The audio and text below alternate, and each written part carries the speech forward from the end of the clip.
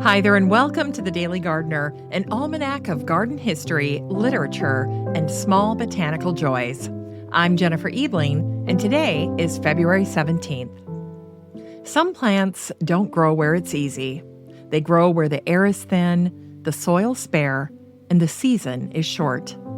At the edges of mountains, cliffs, of winter itself, life learns how to stay. Today's stories live here. Here's today's garden history. It was on this day in 1740 that Horace-Bénédict de Saussure was born. Horace-Bénédict was a Genevan scientist and Alpine explorer, a man drawn not to comfort, but to altitude. He is often remembered as a founder of alpinism, but his deepest work happened closer to the ground, with plants that survived where most could not. As he climbed through the Alps, he collected alpine flora growing in thin soils under intense light with cold pressing in from every side. That work earned him a lasting botanical honor, the genus Saussurea, a large group of thistle-like plants adapted to the harshest alpine climates. Some grow pressed low to the ground. Some wrap themselves in woolly hairs. Some bloom fast, knowing summer will not linger. Horace-Bénédict did not only study plants, he studied conditions. In the 1760s, he built layered glass hotboxes, early solar collectors designed to trap heat from the sun. They became the foundation for hotbeds, cold frames, and greenhouses. Gardeners still use that idea today. Create a pocket of mercy, and life will answer. He also invented a cyanometer, a tool to measure the blueness of the sky, because he understood that light, air, and humidity shape how plants survive. Long before environmental language existed, Horace-Bénédict believed nature was worthy of respect, independent of human use. And he learned that by going where plants live at the edge and staying long enough to notice. And it was on this day in 1760 that Count Apollos Musin Pushkin was born. Musin Pushkin was a Russian chemist, mineralogist, and relentless plant collector. And while many aristocrats pursued military glory, he pursued mountains. In the early 1800s, he led scientific expeditions into the rugged Caucasus region. There he encountered a small spring-blooming bulb with icy blue flowers marked by delicate stripes, a plant that would later be named Puschkinia in his honor. It's often called striped squill, a plant that looks fragile but survives hard winters and thin soils with quiet confidence. Musin Pushkin died young, at 45, but every spring his name rises again. It's a familiar gardener story, a life spent in difficult places, leaving behind something small, reliable, and enduring. In today's Unearthed Words, we hear from the poet Heinrich Heine, who died on this day in 1856. Here's his poem, Sitting Under White Branches. Winter creeps inside you, and your heart is frozen still.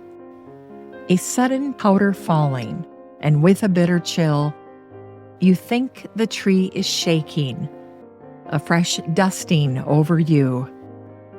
Another gust of snowflakes, you think with joyful dread, but it's fragrant springtime blossoms veiling you instead.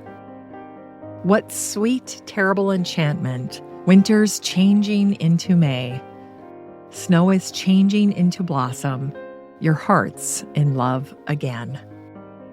Heine understood how winter can be mistaken for spring by a warm spirit and a hopeful eye. It's time to grow that garden library with today's book, Garden Flora, the natural and cultural history of the plants in your garden, by Noel Kingsbury. This is a book about where garden plants come from before they became polite. Cliffs, grasslands, mountains, edges. It traces how wild plants, shaped by wind, salt, and scarcity, entered human lives and stayed. If today's stories made you curious about plant origins, this book gives them back their rough beginnings. And finally, here's something sweet to ignite the little botanic spark in your heart. It was on this day in 2020 that National Cabbage Day was established. Cabbage has a long history, and it's always carried more meaning than it lets on. In ancient Greek myth, cabbage was said to spring from the sweat of Zeus, fallen to the earth as he struggled to reconcile two conflicting prophecies: a plant born of effort, confusion, and persistence. And in Scottish and Irish folklore, cabbages were pulled from the ground on Halloween, their roots still heavy with soil. The more dirt that clung, the richer the future was said to be. A humble vegetable pressed into service as a tool of fortune. And in an old folk rhyme, cabbage becomes something quieter still. My love is like a cabbage divided into two. The leaves I give to others, the heart I give to you. Across myth, folklore, and verse, cabbage keeps the same role. Not glamorous, not rare, but steady. Cabbage may look humble, but its wild ancestor is anything but. Brassica oleracea evolved along the sea cliffs of Europe, growing in rock, lashed by wind, sprayed with salt. It survived by storing water in thick, waxy leaves and holding tight to shallow soil. Every cabbage in the garden carries that history. A plant shaped by extremes, made generous through cultivation. Life at the edge, softened just enough to feed us.